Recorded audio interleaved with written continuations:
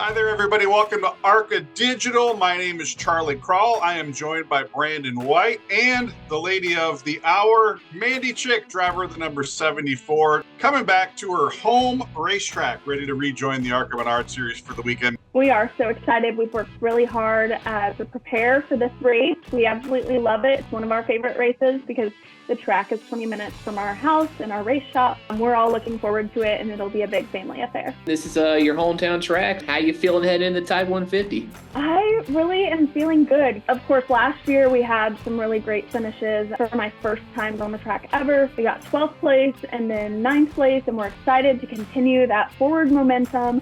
We made a lot of changes since last Kansas race, and we're confident those changes are going to positively impact the car. So I'm really excited to be back in the car for the first time since Daytona. Man, you have a pretty interesting background. So tell me a little bit about your racing history and really what made you want to become a racer to begin with. I am a third-generation racer. I'm the first female in my family to race cars. My grandpa primarily built cars and engines. My dad raced crew chief, owned many race cars, and they own a NASCAR truck team from about 01 to 06. And I was just raised in the racing world. I started racing when I was 6 years old in quarter midgets, made the jump at 12 years old to dirt modifieds, late models at 13, did some dirt midget stuff in the middle of all of that, and now I'm here in Arca. So it's been an absolute blast of a journey, and it's really been family focused. You're pursuing an engineering degree, aren't you? I am, yes. I go to school at Hulman Institute of Technology in Terre Haute, Indiana. I am getting my bachelor's in mechanical engineering, 2 minors, economics and entrepreneurial studies, and then my master's I'm also doing at the same time. Engineering management is my master's. So I actually graduate in May. So we're winding down to graduation, just 4 short weeks. You pleasantly surprised a lot of people with that top 5 finish at Daytona last year. So tell me about how that performance in particular has changed your life. It's been a whirlwind of excitement. I think for my first super speedway race ever being at Daytona, it was cool already, but I didn't realize how well we could do and how that would change our expectations. So Daytona was an absolute blast, a dream for us last year. I think we were all hoping to follow that up with Daytona this year, and it was looking like it was going to improve and just got caught in an unfortunate early race event. But I really think that we're still going to continue a lot of that momentum and progress from last year into Kansas. With a small team like yours, what were some stuff that you had to overcome so that you could be ready for this weekend? We have an all-volunteer crew other than our spotter. We had originally planned on running Talladega, and just because the car that we raced at Daytona and that needs fixed is what we would have run at Talladega. So we had to throw that one out there, which I lost out on a little bit of experience that I could have gained there.